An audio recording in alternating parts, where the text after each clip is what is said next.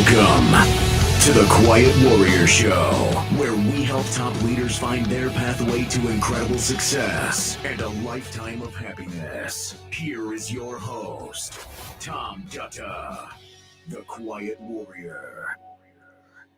Hey everybody, welcome to the Quiet Warrior Show. Tom Dutta like butter. We're back again, and I want to say thank you to you. The studio is rocking. We are booked out till September. That's 3 months. We're not only booked out till September, we have 8 people waiting to get on the show. And I have to thank you because the show has become interesting. The audience will come and they'll watch, and we're getting great feedback. So thank you. Obviously, the guests are the main reason, and I'm going to tell you about our guest right now. We're going to bring him out of the green room. But first, let me set this up, everybody. Today's guest spent 40 years learning one of the most expensive lessons in business, and it might save your company's life. Picture this: a college senior with big dreams opens a restaurant selling cashew chicken. Total failure. Years later, he starts a trucking company. Another spectacular crash. 7 companies started, some successful, others painful lessons in what not to do. But Jim Bramlett had something most serial entrepreneurs don't: the persistence to see patterns where others see only chaos. After 4 decades in transportation and logistics, founding companies, watching giants like Yellow Freight stumble, and witnessing the birth of logistics empires, Jim discovered something that changed everything. He realized that every business failure, from Blockbusters to Borders, from Kodak to Kmart, made the same fatal mistake. They forgot they were buyers first and sellers second. Here's the revelation that will stop you in your tracks like it did me. We all know exactly what we want when we're buying something. We want convenience. We want competitive. We want transparent pricing. We want a great experience. And we want trust from who we're buying. Yet the moment we become sellers, we mysteriously develop amnesia about what we wanted as buyers.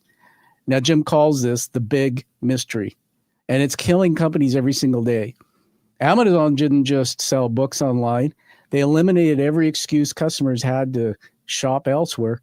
Netflix didn't just mail DVDs. They made Blockbuster's Friday night disappointment. You remember this? Walking into the empty aisles where the new releases were? Obsolete forever. Uber didn't just create an app. They solved every frustration you ever had with cabs: the unknown pricing, uncomfortable rides, the uncertainty of whether one would even show up. Jim discovered what he calls the 4 buyer criteria, the universal formula that explains why some companies dominate and others die. Most importantly, he created the Hassel Score, a measurement system that predicts which businesses will thrive and which will become cautionary tales. Now, this isn't theory from an ivory tower. This is battle-tested wisdom from a man who's been in the arena, taken the hits, learned from spectacular failures, and finally cracked the code that separates the Amazons from the Blockbusters. As Jim puts it, buyers make excuses not to purchase from sellers for specific reasons. Eliminate those excuses, and you'll eliminate your competition. Today, we're diving deep into the formulas that hiding in plain sight, the one that could transform your business from a trade-off company into a dominant force that gives customers no reason to look elsewhere. Welcome to the show, Jim Bramlett. Tom, what a masterful, and I didn't even write that. You did. Awesome. I was gonna say, and we've got people live on, so thank you for listening, everybody. Post a chat if you want questions. I was gonna say, how's it like listening to you being you? Man, you nailed it, and I loved it. I got to take notes. You got to send me that copy. Well, I did write it, and I call it the hook, and I'm going to send that to you as my gift. So, Jim, let's first of all find out where you're at. You're in some kind of an interesting place there. It's somewhere in the Ozarks. I'm at Lake of the Ozarks, and for those who've never heard of it, if you've seen the show Ozark on Netflix, Central Missouri, no big cities around, halfway between St. Louis and Kansas City, just a little farther south. I have a lake house here, and it's a hot summer day and a good lake. Yeah, I love the lake. And I was saying to Jim while we were in the green room that I'm West Coast Canada, so it's British Columbia.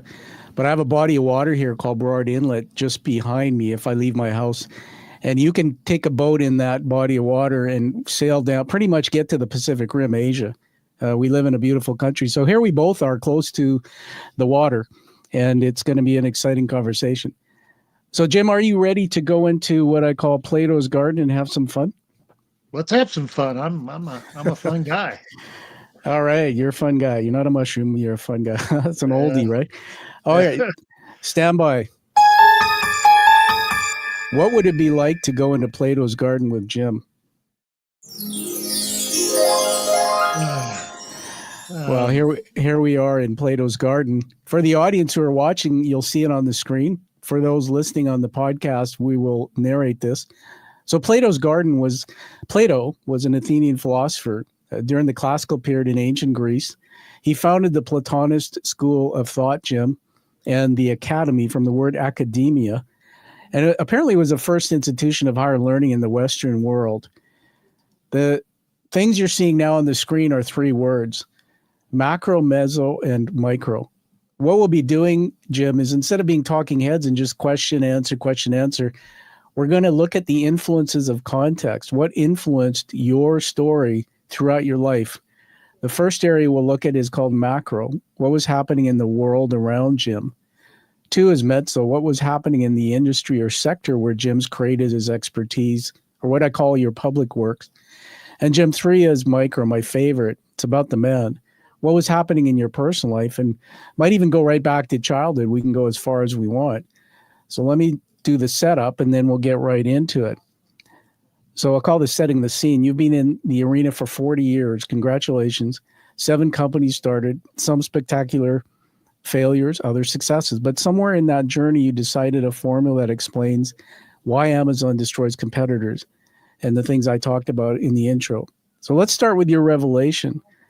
What did you finally see about buyer behavior that had been hiding in plain sight? And I'm just going to add to that a little bit about your personal, the serious failure lesson. You started your first company as a college senior selling cashew chicken, failed. Then a trucking company, failed. What were these early disasters teaching you about the gap between what entrepreneurs think matters and what buyers actually want? Well, my first lessons were, it's not on me. It's not about you, the entrepreneur, the founder, the CEO. Frankly, buyers really don't care. They care about themselves. Yeah. And I like to use this one because it's the most common. Don't start a restaurant because you like to cook. It's not about you. And that's exactly what I did as a senior in college. When I was in Springfield, Missouri, they had this very popular dish called cashew chicken. Sounds Asian. It's not. It's fried chicken chunks with oyster gravy over fried Had rice. it many times. Oh, have you? Okay. And it was very popular. There were dozens of restaurants in Springfield. I grew up in a town 100 miles away. And I thought, well, there's no cashew chicken 100 miles away. I'm going with my roommate. We're going to start this restaurant. We're going to hire a manager and we're going to collect checks. And that was the thought. And it just failed miserably because A, we weren't there to manage it. B, we had no clue that would people be interested 100 miles away, and all the work that goes into being a successful entrepreneur, we just basically ignored. I didn't learn my lesson that time. I 5 years later, I got into the trucking industry and I go, hey, I've got 5 years experience in trucking. I'm going to start a trucking company. Why? Because I know trucking. Do customers need another trucking company? What service am I going to provide that is different, that provides no thought into that? And guess what happened? It failed.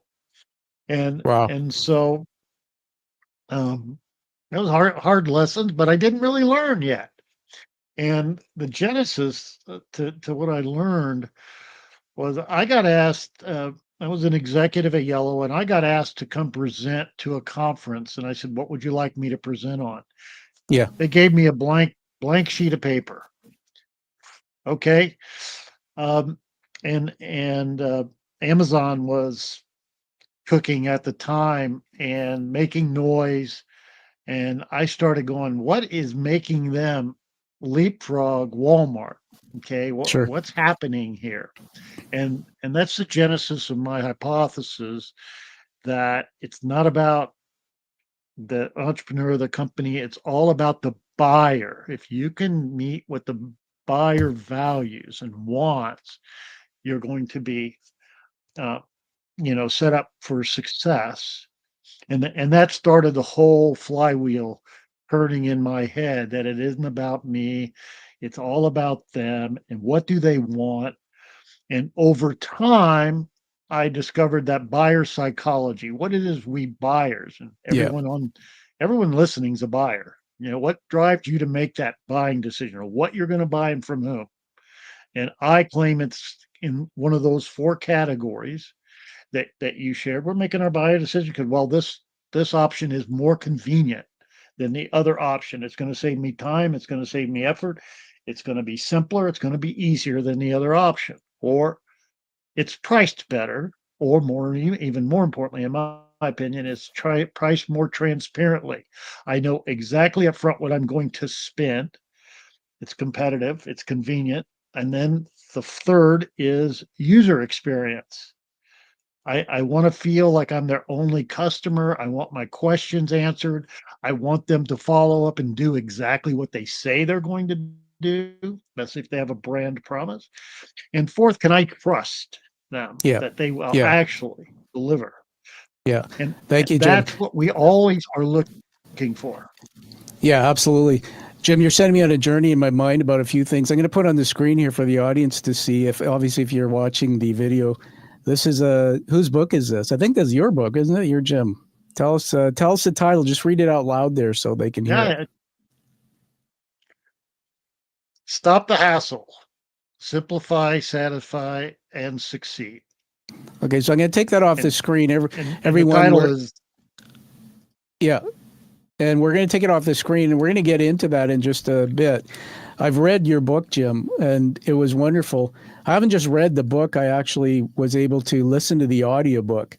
And when I get to that segment talking about it, just letting the audience know, if you want an experience, get an author's book, get the audiobook, read the book while you're listening to the audiobook.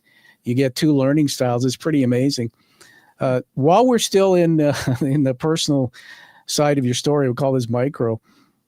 That's an interesting thing about your failures in the businesses one. Now, tell us a bit about you. However, go back to early years, your mom and dad, who shaped you? What do you think defined who you are? What was that chip on your shoulder, that thing that drove you to go out and say, I'm gonna write a book, I'm gonna go teach, I'm gonna go be a peer group chair, and what were the challenges, if there were any, getting through early years to this point? Yeah, I think work ethic defines me. Yeah. We were lower middle class. My dad was career Navy. He became Is he still chief with you? Police. No, he passed at the young age of 55. So 50 Oh years, my. a long time ago. But strong work ethic. My mom Yeah. worked. We had a family of 6. I have 3 siblings. And I would say strong work ethic and a sense of independence. Yeah. I had to find my own way. I remember Hmm. as a 12-year-old, I created a little sign for my bedroom that said, "I am me. I'm not Oh, I love anybody it. else.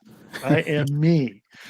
I went to Catholic boarding school at the age of 13, 3 hours away. I was living on my own from Wow. my perspective. Hmm. So I had this sense of independence, had an incredible work ethic that my parents blessed me with. And I just felt I had to make my own way. I had to do it. It's me. Yeah, and this sounds like that I think on me. thank you, Jim. I want to honor your dad for a minute. So there's some connections here. So obviously we appreciate anybody who is in the service. My father, as you get to know me more, was in the military commanding officer He was in the British forces because my parents are from Fiji, but he was stationed in Britain. He was one of the first 212 selected by the Queen to serve in the forces. He flew helicopters. And then when we came to Canada, he stayed in the Canadian Army. But man, when you're talking, like I was raised, I call it an army brat, but command and control.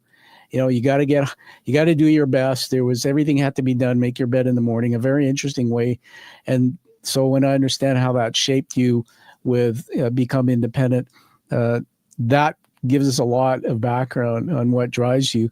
The Catholic thing, I was baptized Catholic, and so it's interesting. My daughter went through Catholic school, private girls' school, so we already have so many things in common I didn't know. Let me get into the next part of micro. I call this the 40-year pattern recognition. So after decades in transportation logistics, Jim, you founding multiple companies. What was the moment you realized there was this universal formula governing why some businesses dominate and others die? I think it was after my fourth company.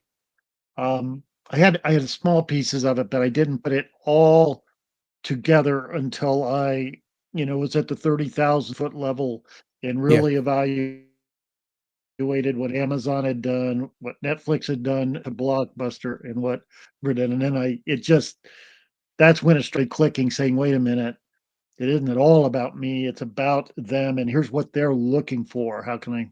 And that's when I formed my last two companies, really centered around that entire philosophy of be it 100% about them. And I got to tell you, having read books about Jeff Bezos, yeah, really, structured me. I started a company about the time that Jeff Bezos was on the cover of Time magazine for being a laughing stock, for, burning through cash. Wall Street vilified him, yeah. and, you know, and he held his ground. He stayed the course, and he was adamant, this is about the customer. We're going to cut costs so that we can keep our pricing competitive. Everything we do revolves around that customer, Yeah. and that just, once I studied deeply, really changed my perspective. Yeah, I actually remember seeing some of those articles. Just hold on a minute, Jim. Everybody, we're live in the studio. I dropped something on the floor of the studio. Hold on, Jim. So I've read the book and I made some notes here about the 4 buyer criteria. So we'll get into that in a minute. But one of the things I did, which you inspired me to do, and it might be a clue to the audience if they're reading Jim's work. You see my cell phone here? Yeah, I don't want you to read everything, but as I was listening and reading your book, I was writing down names of companies that just popped into my mind, and I was running them through your framework, the 4 buyer criteria, and some other things. And Amazon, I just want to share this with you, and then we'll continue with the story. I ordered something, it was about $1,500, and I made a mistake and I returned it. And I've had this experience since dealing with Amazon for years. It was like a mouse click. Everything just flowed smoothly. The package, I dropped it off, and then within days, I didn't even have to follow up. The money came back onto my credit card. And contrast using other suppliers or other companies, the experience even trying to get a person to help is so terrible. And so let's get into the 4 buying criteria. You call these in your book, it's a framework. So you could talk about convenience, price, product, experience, and trust. Just help us understand what that framework is. Yeah, and Tom, one of the things I preach today, I'm a big believer in people, Yeah, process, and product. But if the product isn't right, uh, it doesn't really matter what the people are like and what your processes are like. That product has to meet what we're looking for. So I believe we all have personal value systems that revolve somewhere in that category of 4.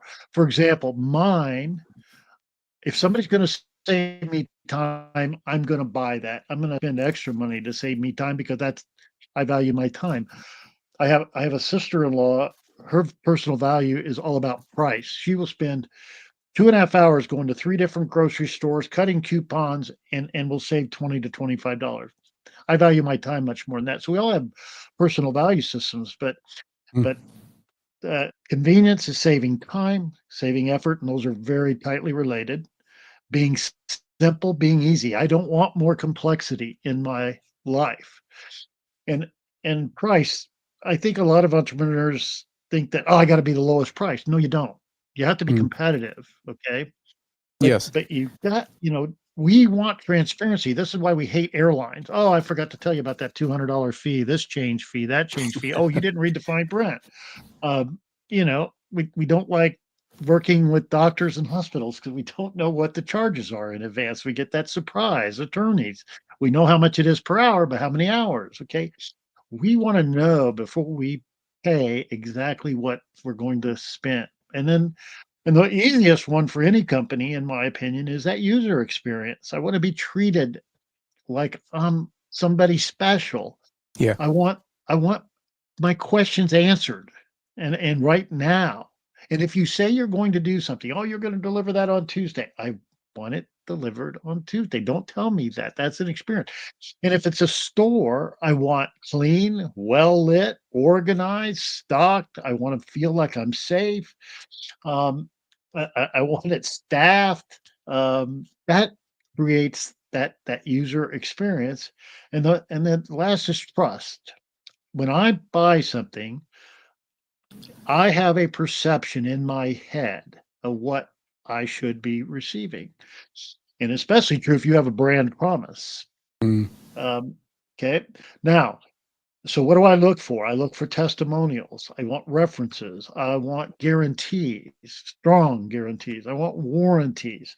Gee, how long have you been in business? That tells me something. Have you won any awards? That tells me something. All of that builds credence, especially if I've never purchased from you before, that I'm going to get what I expect or what you told me I was going to get. And as you said in the intro, when you can deliver all four criteria, I don't have an excuse to go anywhere else. But the I see. problem is very few companies can do that because guess what?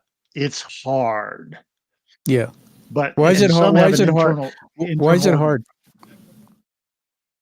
I think because they think that, well, gosh, if I'm going to give you that great experience, I'm going to have to charge you for that. Or if I'm going to give you that convenience and Yeah. save you time, I'm going to have to charge you for that. Or if I I'm see. going to give you that low price, that the store's not going to be it's like they have this internal argument themselves that tries to justify Yeah. why they can do this trade-off. And Interesting. that's a mistake Yeah. in my opinion. I'm going to put back on the screen here for the audience. We're here with Jim Bramlett, the author of Stop the Hassle, Simply Satisfied Succeed. We'll be revealing for you, Jim, an international book review later in the podcast. So everybody just stand by. We'll get into that and have some fun with Jim. Jim, I want to take this moment now to bring my little list up again. I showed you my list of companies that I started scribing as reading your book.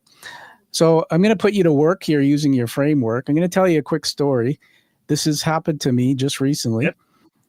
So there's a place up in northern British Columbia. We go every year. It's beautiful. It's the tip of the Sonora Desert, which is a desert that comes out of the U.S. It's got a beautiful body of water, and you can have a bath in there. It's warm. It's desert heat. It's incredible. So my wife and I decided to book a week away. I'm in the last week of a university doctorate, so it's been intense for me, and I need a break. So I go online, and I don't use these booking sites, but I get sucked into using a site called blank.com. I'm not going to tell you the name because I don't want to get sued. I book it. I get, okay. So again, we're going to have you interpret this through your framework. So I get a really good price. I mean, that's actually lower than what I would probably find. I get an instant email confirming everything. Okay. The experience was fast. It was great. It's all done with and it's put away. It's like, okay, awesome. I am driving towards an interview I was doing on a live interview face-to-face 2 weeks ago. And as I get in my car in the morning at 6 a.m., because it's an early morning, I get an email from this blank.com saying, we're sorry, but the resort that you book with is no longer, this is an exact message, no longer able to accept you. We're sorry for the inconvenience. We refunding your, and then it goes on to say in the same email, here's a link if we can help you book another accommodation. Okay, I went to do my live interview. I was 3 hours with the guests, and it was a lot. I had that on my mind. It ruined my morning and mentally, but I controlled it. I come back in the car. As I'm driving, I get a phone call. It's from the resort, and it's a young family who bought the resort. And the fellow says, I'm so sorry. I'm so-and-so from this resort.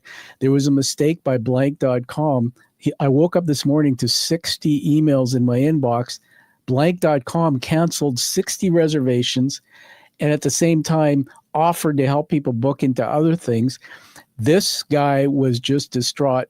And I said to him this, I said, I want you to do whatever you can, use me, my name, to try and get something out of this blank.com because they've hurt your business. And I never got a phone call from blank.com. I never got a follow-up email, and it's now 3 weeks. And I said to my wife, I'm never, ever using that again. So Jim, I ramble for a teaching lesson here. Please break it down into if you can do it this way, break it down into the 4 buyer criteria and tell me what you see as what broke down and what the outcome was through your framework. Sure. Blank.com is convenient. They saved you time and effort. They're pretty simple and easy. And They from did. a price perspective, sounds like it's transparent and maybe even was it less costly than booking directly with That's right. But and this is where a lot of people fail on the user experience. There's no human interaction. You That's get right. this Dear John letter, we're breaking up. Sorry, and without much of a valid explanation, and you have nowhere to turn. You gave up, and it's a Exactly. horrible experience. Now, kudos to the resort who took it upon themselves, because I don't think this always happens. They went into recovery mode, and by the way, that's user experience, right? Yeah. I'm going to recover. I'm so sorry, but we got this from 60 others, and I want to make it up to you. And they're in recovery mode. Now, what do you think of that resort? Yeah. Not. Yeah. But Exactly. I fell in love with the resort, and in fact, without Jim, this is true to my wife and I, without even going to the resort, because we go at the end of July, I am telling everybody about it, and it feels like we've had a great experience already. It's absolutely true. And what are you telling others about blank.com? Yeah, I've told I was talking to my daughter who's the other side of the country, finished university. I told her about it, and I said, I'm never using them again, and I'm never going to recommend them. It's terrible. Before you used blank.com, what did you do any research to testimonials? Did you have anybody else tell you, hey, Tom, we use blank.com, you should do that? Or was This it is a interesting. Google ad? Was that a Google ad? Yeah, I know where you're going with it. In your book, it spells it out. Everybody, I'm just going to put it back on the screen so you know what the book Stop the Hassle. In reading and listening to your audiobook, it's absolutely true. I just had a pop-up ad. I didn't do any research or homework. And actually, what I looked more at was when I went through blank.com and I found the resorts. It gives you a list. I looked at the testimonials written about the actual resort. I didn't even think to check the testimonial about blank.com. Yep. Yeah. It happens. So lesson learned. Good. Yeah. All right. Let's move. Go all four. Let's move on. I've got a couple more stories for you that will weave in of experiences. So I think I don't know about you, Jim, but doing real live interaction with you on these scenarios actually is quite helpful for teaching the audience. I believe that. Hopefully that was helpful for you to go through that scenario. Tom, I bought a couple items off Facebook ads that I never got. They were very cheap, and I never got them because I didn't do the research. Shame on me, right? Okay. And I don't do that again. I don't. All right, we're still in. Yeah. Thank you. That viral marketing Mm. is, we're going to believe our peers more than we're Yeah. going to believe some actor or sports Yeah. figure. People are Yeah. going to believe Tom when he says .com is not good. We're going to believe Tom versus That. Yeah. uh, Yeah. yeah. So that viral marketing is so critical. Sure. I mean, you don't want to get me going again about blank.com, but it's interesting because we used them once before, and all the properties that show up, the size of the beds is not even what is universal language. So they'll say like expanded double or large, and it's a king bed. I want to know, is it a king or is it so I call the resort? Well, no, that's just how they say it. I don't care how they say it, man. I'm a CEO by background. I've traveled the world. When I want a queen or a king bed, I ask for a king bed. Okay, let's move on. We're still in Plato's Garden here with Jim. We're going to get into Mezzo, which is the sector where you do your work. All right, so you're peer group chair, you're an author, you're a speaker, you're a teacher. I call this the discovery of the business framework. So we talked about the 4 buyer criteria. I want to get into the Hassel score revolution. You created the Hassel score survey. It was well laid out in the book to measure what buyers actually experience. How does this differ from what is also known as the net promoter score? And why do you call the net promoter score, this comes right out of the book, better than nothing, but not by much? Explain that. Yeah, the net promoter score is pretty superficial in my mind. It said, are you willing or would you recommend this company to others? Yeah. But doesn't say why. And it's like I said, it's better than nothing. But what I want, and I tell people this, when you look at my 4 criteria or what we buyers make decisions on, there is no universal scorecard or scale. What you're trying to do is you're simply needing to beat your competitors in those 4. And so my scorecard says, are you able to save time compared to your top competitor in the buying process and in the actual product itself? Are you able to make it simpler, easier? Are you priced more competitively? Are you priced more transparently? What about your user experience? I claim that many businesses don't ever buy from their competitors. They don't know. And a lot of them will say, oh, we don't care. It's all about us. As long as we do well, I'm not putting my eyes on them. And Tom, I'm an NFL junkie, and Yeah. I live in Kansas City. Yeah. And I go, I can't imagine Andy Reid showing up on a Sunday morning going, by the way, who are we playing this afternoon? And do they like to run the ball, pass the ball? What kind of defense do they play? And I guess we'll just figure it out. No, they game plan for at least for the week in advance. And Yes. they know that's what every business needs to do. They have to game plan against their competitors. What are their weaknesses? What are their strengths? Where do you need to shore it up? And that's what my Hassel score helps people do. Evaluate your competitors because your buyers are doing that. Yeah. So Jim, that's in the book. Is it on a website too, or how does people access that survey?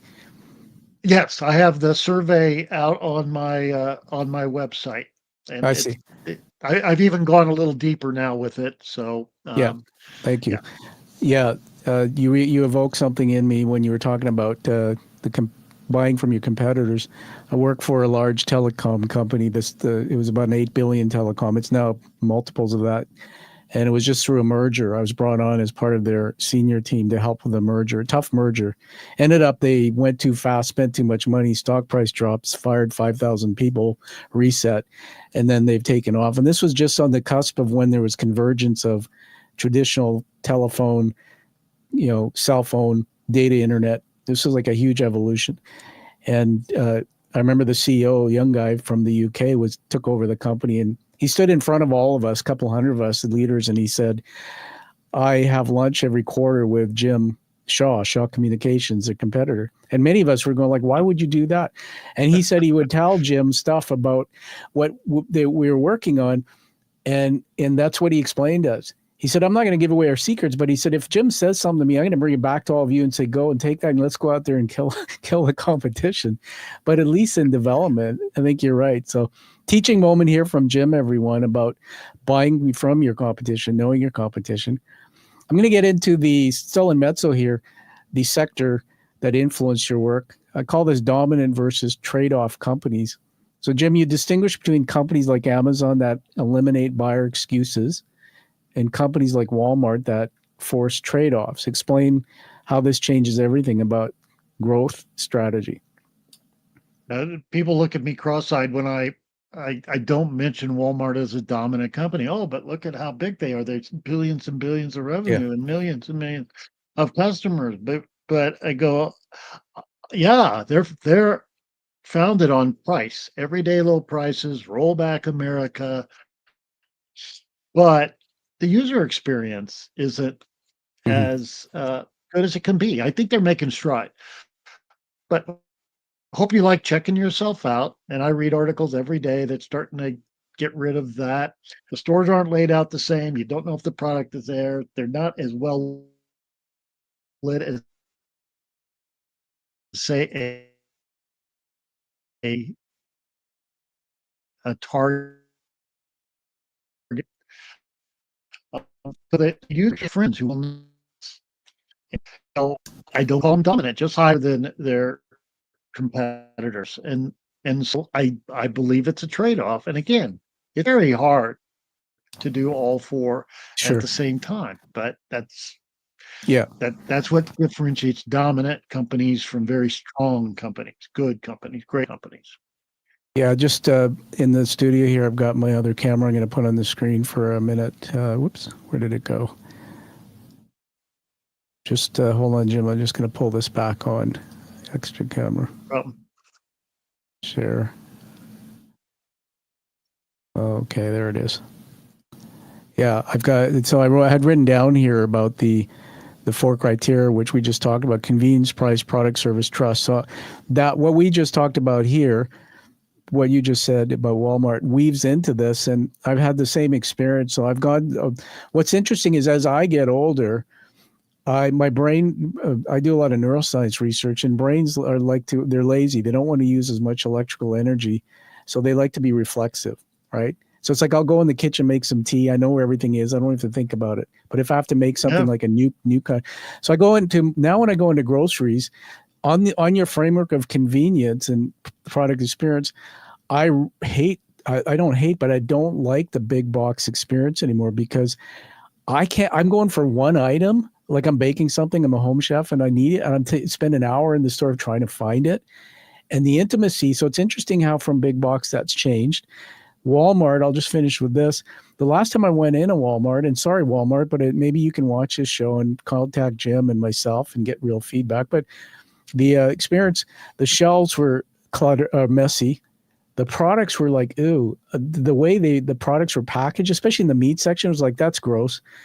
And then when I went to checkout, it's what you said in the book. It was exactly like you were there. Very few checkouts open. And then when I went to the self-serve, Jim, I was so appalled. There's these young people, and I appreciate young people, but 3 times she's in my face asking me to buy a MasterCard. She's upselling me. She's not asking me, is everything okay? Are you managing? First time I've used their terminal. And so I'm trying to, like right now, I'm in the moment. I got some vision issue from my concussion, but I'm trying to figure out how to use their terminal. I've never used it.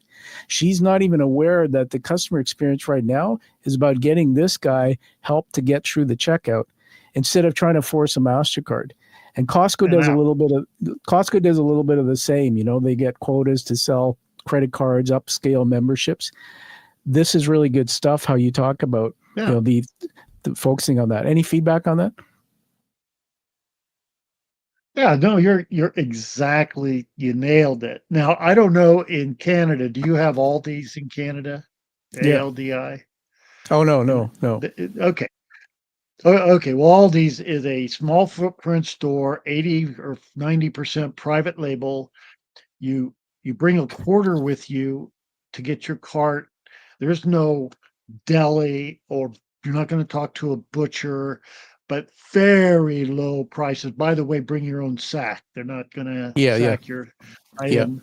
And it's a total experience, but that's a trade-off to very low prices. Okay. Yes. Yeah. And some people love that, and there are those who Exactly. don't. And Yeah. Yeah.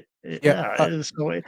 But you were And hassled, Tom. You were hassled. You don't want to be hassled when you're shopping. yeah.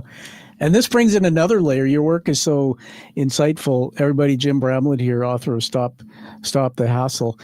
Jim, the interesting thing is we have to also layer in, I believe, people's their profiles, their financial situation. So when I was an executive, I'm talking about when I was a paid C-level executive. Now I have my own business.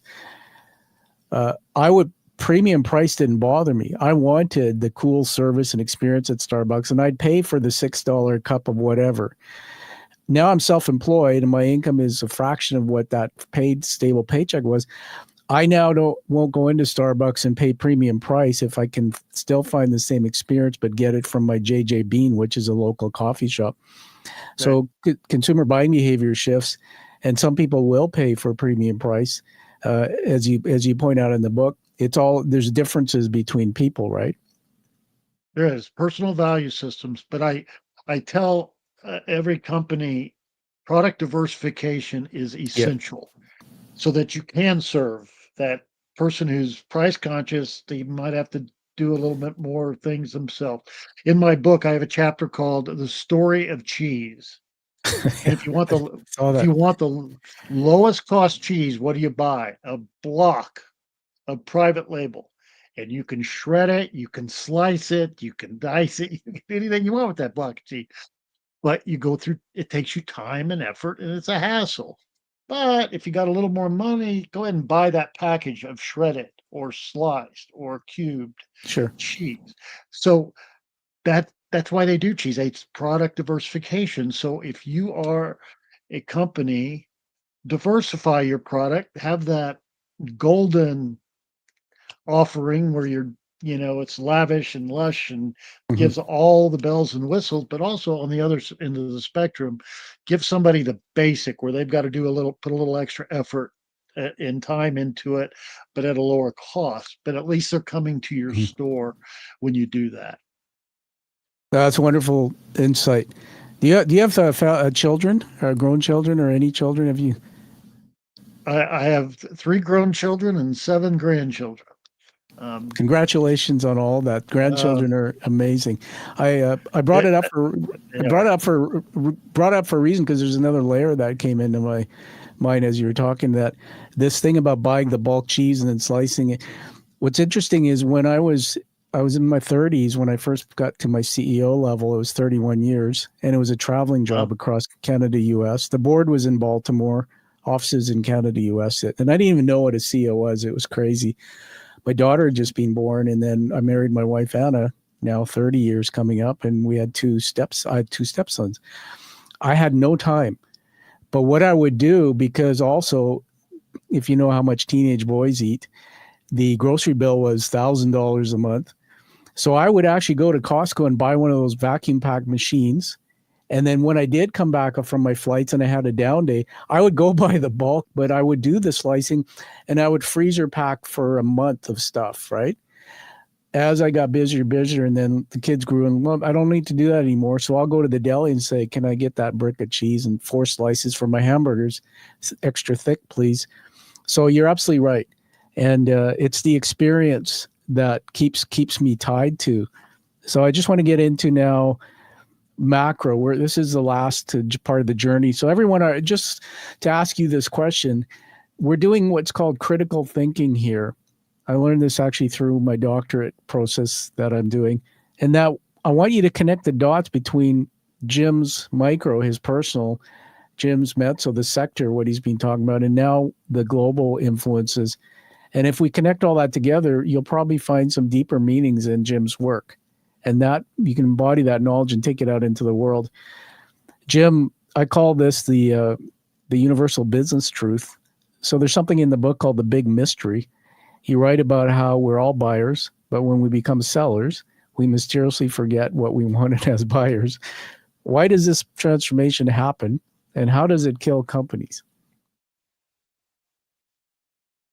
Uh, well, it is a mystery. I tell people that yes, I've had my own companies, but I've also worked for other companies. And in that entire era of working for other companies, I do not recall ever starting a meeting with, okay, we're going to talk about how many customers we gained and why.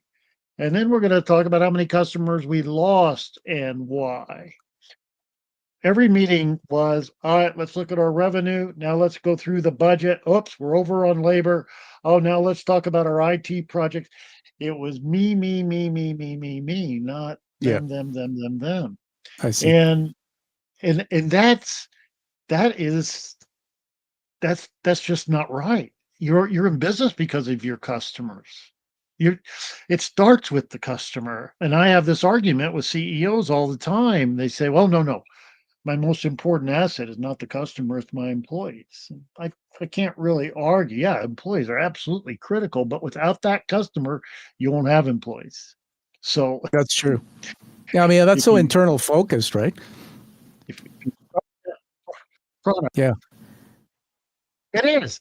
I've got an image I use in my PowerPoints. It's a boardroom with mirrors all the way around. They I can't love it. see outside of the boardroom.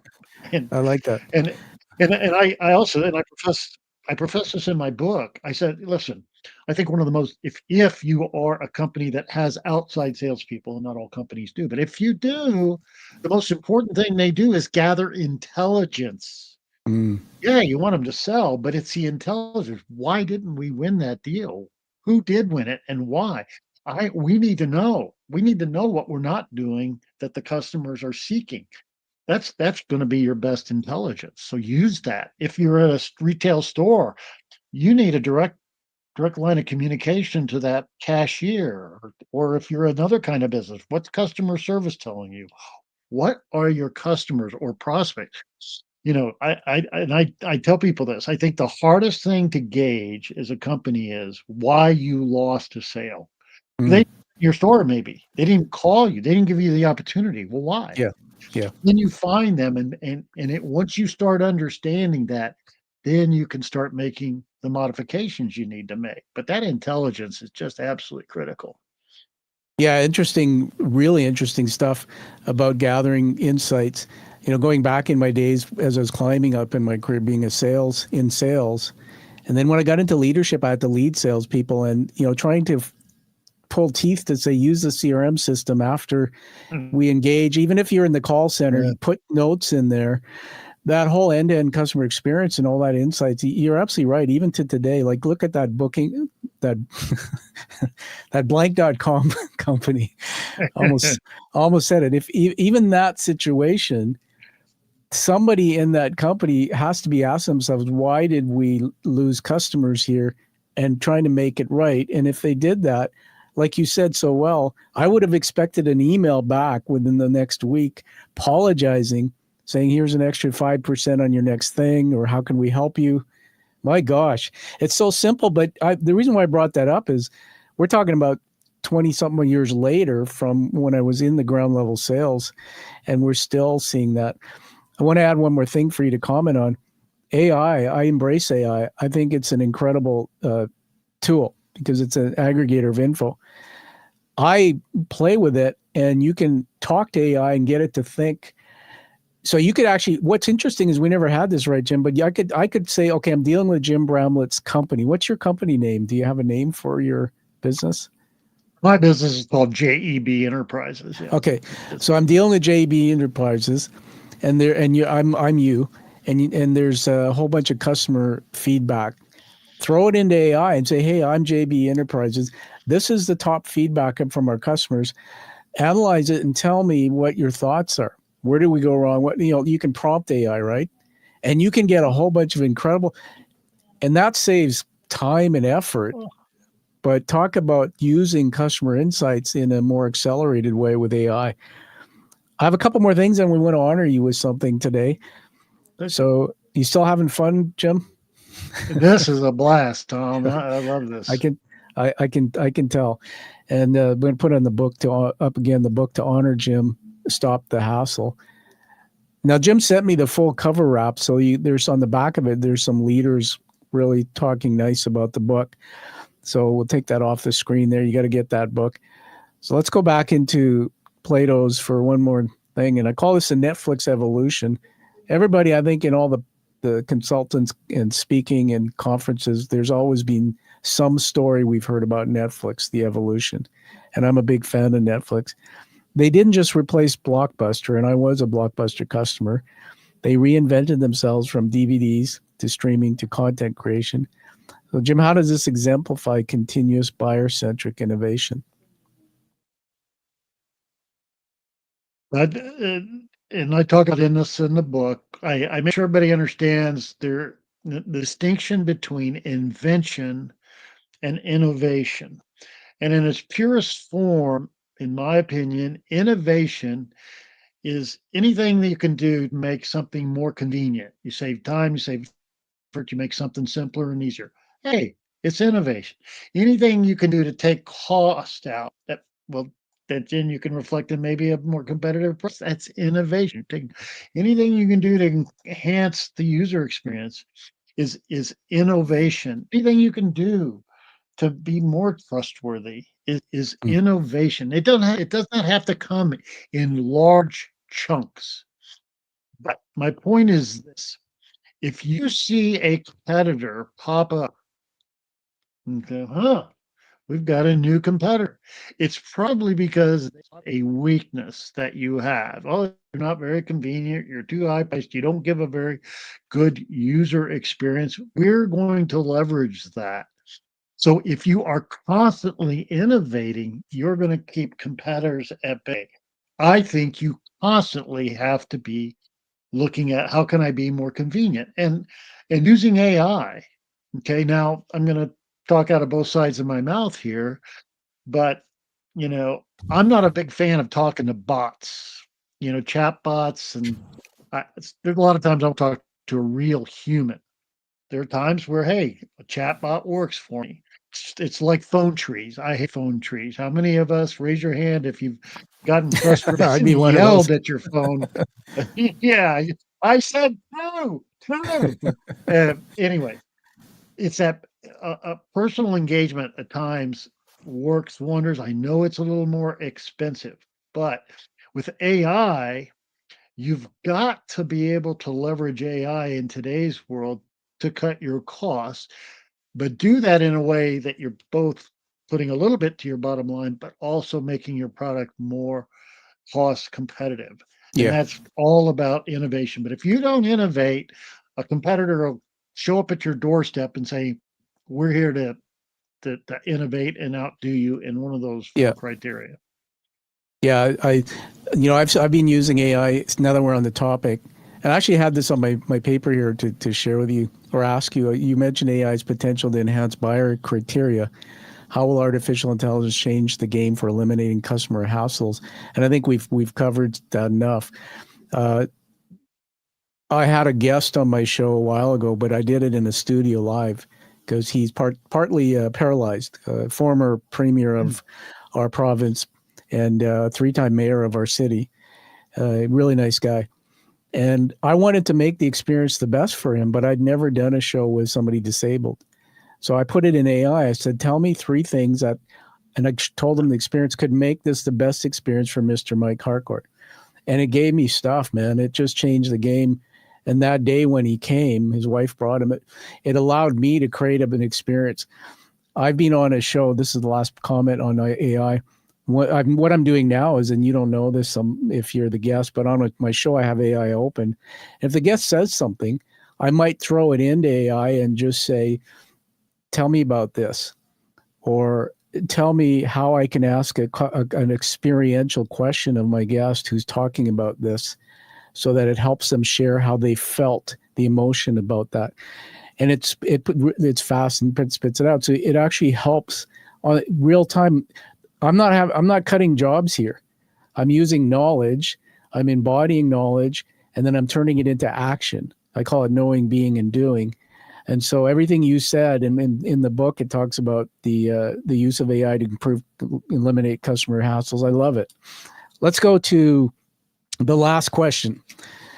I think this is the last. We could talk forever here, Jim. I call this the unwritten chapter. It's a new segment. It's been going well, and it's about what's next. So beyond the formula, you're now coaching business leaders through Vistage. You can tell us about that if you want. What's the hardest part about getting executives to shift from seller-centric to buyer-centric thinking? And if you were to write a book about that, maybe that would be in there. So tell us about that. I think it goes back to, well, we've always done it that way. Yeah. My boss did it that way. This is the way we do it. We've always done it that way. And I think it's pioneers like Jeff Bezos and the name escapes me, but the Uber, where they thought completely outside the box, and they thought about, well, what does it take to serve and solve the customer and make them loyal? So, one of the things that I love to do now is help other leaders succeed. You know how much blood, sweat, and tears goes into being a leader, Tom? You've been there. It's hard, Yes. and don't don't go it alone. Don't go it alone. Find mentors, find a coach, find peers. Help you just think through everything. We live in a more chaotic world than we ever lived, and having others to help form your thought process. And hopefully one of that is, well, have you ever thought about it from the buyer's perspective versus, oh Yes. yeah, I know you'll make a lot more money if you do this, but what impact is that going to have on your buyers, right? Yeah. Have you talked to the buyers? Do you have focus groups? Do you have a loyalty program, and do you have a line of communication to them? But get their voice in your decision making. So I still find way too many leaders are on this journey by themselves. They think they know it all. I mean, they're smart. Don't get me wrong, but there's so many angles to Yeah. AI and the customer and other technologies. Get perspectives. Other perspectives are so important. That's wonderful. It's teaching moment here with Jim. Everybody come back, watch or listen to that part of the show. Yeah, the shift happens. A couple of things popped into my mind. When I was a bank teller, it started out in financial services when I was just out of high school.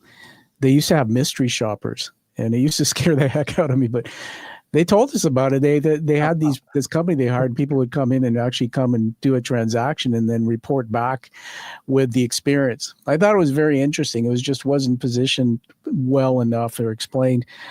I've been waiting. Remember this cell phone I showed you where I've got my little list of companies? Everyone, this list was created because of this man's great work helped me create this list. So if you're just joining us late in the broadcast, as I was listening to Jim's audiobook, I was making notes on my phone about companies that I had experiences with. And I was waiting for you to bring up Uber. So I want to go there for a minute about Uber. I love the service, and I know for everyone that loves it, there might be others that have had experiences that aren't great. However, that's just generally. Uber is incredible. I just wanted to know what you think about it because we went down to the U.S., my wife and I, and was traveling in a cab in Las Vegas. The best experience ever. And the fellow in the cab actually knew about Las Vegas and was so kind and almost like he gave us a little narrative tour. But the whole thing about the experience, I want to just tell you why I love Uber. 2 weeks ago, I did a live interview on a fishing boat with a fella who's quite well known in the world. His name's Rick Hansen. And I had to bring in a guest who was a partial quadriplegic as a cameo guest. The idea was the interview was 90 minutes, but the guest was coming for 15. But he wasn't coming until we were sort of midway into the interview. And then he had to leave the boat and then be taken back home. He wasn't going to stay for the whole thing. I contacted an Uber driver and I put the message and I said, I need to have this fella brought to this location. And then I need to have them picked up at this time. Okay. Just be quick here. We're on the boat doing the interview with my main guest, Rick. And all of a sudden there's a bit of an issue. We're not on track with the interview. We're actually off. So therefore, we need my other guy to be picked up later. You follow? So he's got to be picked up later by Uber. Yep. So I have Uber set for 10 a.m. I almost panicked, but here's how cool Uber is. I said, just a minute. We were live doing three-way camera on the boat. I said to Rick, can I just pause for a minute? I got to deal with Uber. I went into my Uber app, opened up the ride I had arranged for my other guests. I messaged real time the driver who was actually sitting waiting on the pier. Hey, we're running late. Can I ask you to stay another 10 minutes? Blah, blah, blah. Yeah, no problem. And boom, I put it back in my pocket. I said, 3, 2, 1, go. We started interviewing again. It all worked out perfectly. And Uber picked him up. He said it was great. And I gave a good tip after. It's all paid for, etc. You know the drill. Man, the days when it was just a cab, I would never be able to do that. There's no way. So kudos to Uber. And I just wanted to get you just in a quick minute to tell us about what you think about the experience of Uber yourself and what they did so well. Out of your 4, what was the one? I know that everybody's going to say something different, but the one thing on your four framework that you think they did that was domination? To me, it's experience. Yeah, I get to look. I've taken many a New York cab, and I got the plexiglass. I'm sitting That's on an right. ironing board. I can't. The driver barely speaks English. He's That's right. racing through the town like a maniac. I'm in a car that I'm used to, that I might drive. I'm having a pleasant conversation if I want to. No plexiglass, and the best thing is when I get there, I just walk away. I don't Yeah. have to. If you've had the cabs, cash. No, they don't want to take a card. That's right. I say it's experience. And no, by the way, I get to save money. Yeah. Now, Yeah. I just read this morning, Robo-Taxi, which is Uber's, launched yesterday in Austin. Maybe promotional, $4.20 for a ride. Now, if you take the human out Mm. and can get the cost lower than Uber, and who knows? That's innovation again, right?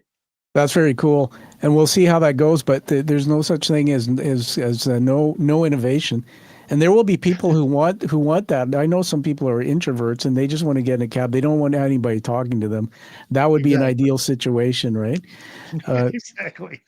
My worst cab story, I'll just tell you very quickly, was in Atlanta, Georgia, when I was traveling as in my executive career, and get in it because from Vancouver the eastern swings are crazy, the time difference. And I had a board meeting the next morning. So I get in late at the Hartsfield-Jackson Airport. This guy comes and picks me up. Same experience, doesn't speak English that well, et cetera, et cetera, et cetera.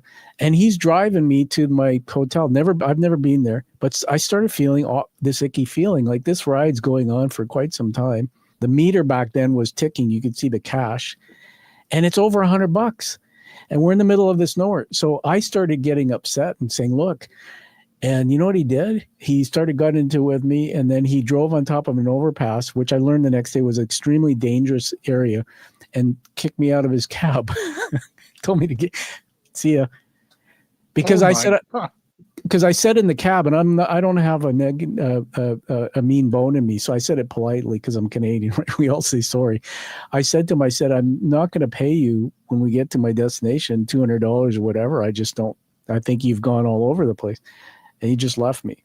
And I was told the next day by the hotel that there's been murders and issues on that area there. And he just put me in harm's way. Can you imagine? So thank God for. Last thing about Uber is you know what I love, Jim? It's accessible to everyone. I used to take those airport limos because my company paid and I was a CEO. But my daughter can get an Uber and get the same experience those high-priced limo cars do for executives. I just love what they've done there.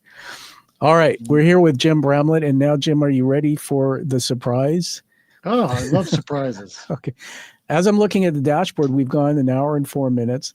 The thing about storytelling is it flies by, so that's just incredible. We're almost at the end here, everyone. So I'm going to put up on screen here the reveal of an international book review for your book.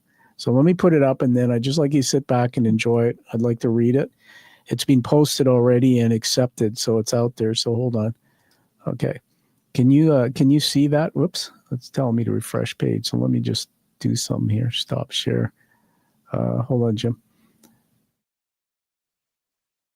Yep. Yeah, I'm just refreshing the page here.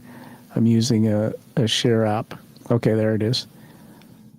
Go back to StreamYard. We got to share this. Share screen. One of the beauties of live streaming, you can do things on the fly. Here we go. So do you see it on screen there? Okay. So don't worry about reading it, because I'm going to read it out to you, but we want it into the production so you can use it, repurpose it for your own benefit. All right. So everyone, the title of my review, it's posted on Amazon, is Finally, a Business Book That Makes Sense. 5-star rating. Jim Bramlett's Stop the Hassle is the business book I wish existed 20 years ago. After reading countless strategy guides filled with buzzwords, theoretical frameworks, Bramlett delivers something refreshingly different. A formula so obvious you'll wonder why no one explained it this way before. The genius of this book lies in its fundamental insight. We all know exactly what we want as buyers, yet somehow forgot it the moment we became sellers. Bramlett calls this the big mystery, and it explains why so many seemingly smart companies make baffling decisions that drive customers away. The 4-buyer criteria framework isn't just another business theory. It's a lens that suddenly makes every business success and failure clearer. Why did Netflix kill Blockbuster? Why does Amazon dominate everything it touches? Why did Uber make cabs nearly extinct?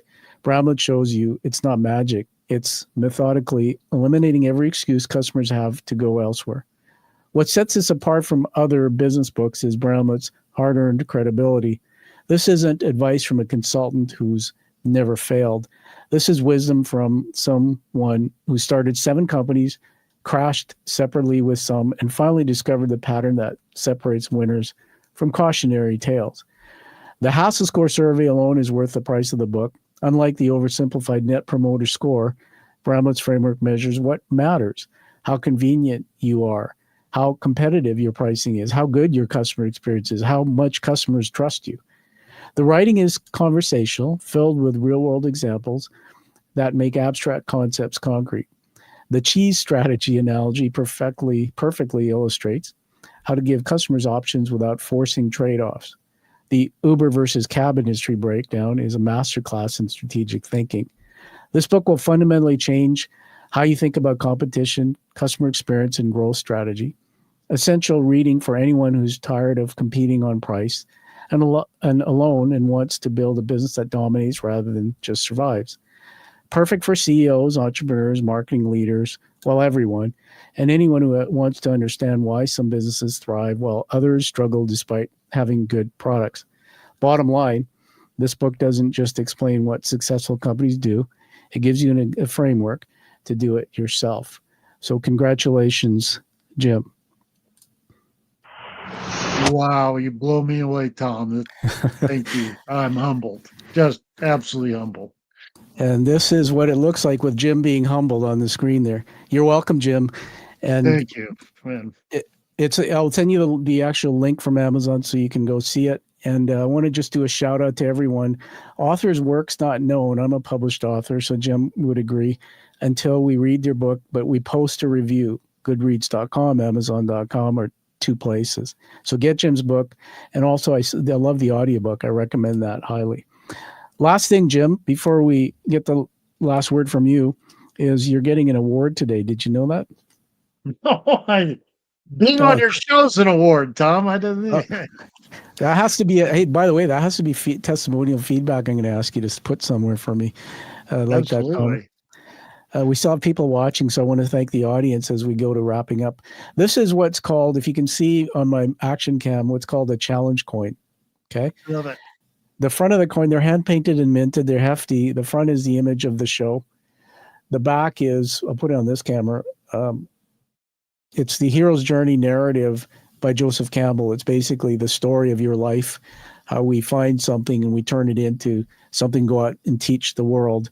And it's usually we take something that's painful or difficult, and it drives us to find the solution to change the world, change our life. And so these were started in World War II, apparently, and soldiers would carry them to commit community. they still have fun with it today. They'll go and if you didn't have your coin, well, you're buying drinks at the Officers Club. I've heard And that, yeah. yeah, Jim, these are actually, I have people on the show tell me that they know organizations who have coins. So not just the military, first responders. My dad was in Alcoholics Anonymous for 22 years before he died. They have their own version. So congratulations and welcome to the Quiet Warrior community. Thank you. Thank you. It's an honor to be part of the community. I'm just blessed. Well, thank you, Jim. Awesome. And you're part of the 1%. So what I'll be doing is offline getting a mailing address and you make a commitment. I'd like you to take a photo with it somewhere meaningful. I'm creating a wall of photos at some point, and I'd love that. And we'll meet sometime. There's no question about that. So on that note, thank you, Jim. Tell us where we can get a hold of you and your work. And one last thing you want to say to the audience, maybe the next generation that you haven't said today that you'd like to tell them. So my website is jimbramlett.com. Yeah. I'm very active on LinkedIn, so you can reach out to me there. Okay. And my word of advice, I love working with aspiring and early stage entrepreneurs. It's going to take you longer and it's going to be harder than you think and plan for, but hang in there. You may have to pivot slightly, pay attention to your customers, and hang in there, be persistent, have grit, and it will all work out. I'm behind you all the way. Okay, there you go from Jim Bramlett. Great final advice. On the screen there, you'll see jimbramlett.com. Find it and go check it out and get a hold of Jim. Find him on LinkedIn as well. And so thank you, Jim, for being here today. And we'll definitely stay in touch. For all of you out there, find that true purpose like you hear here from Jim Bramlett and live the life you desire, but live the life that you deserve and desire. We'll see you all again on the Quiet Warrior Show. My name's Tom Dutta. Have a nice day. Thank you, Jim. Thank you for listening to the Quiet Warrior Show. Create is a motive-based leadership development firm. www.kreat.ca.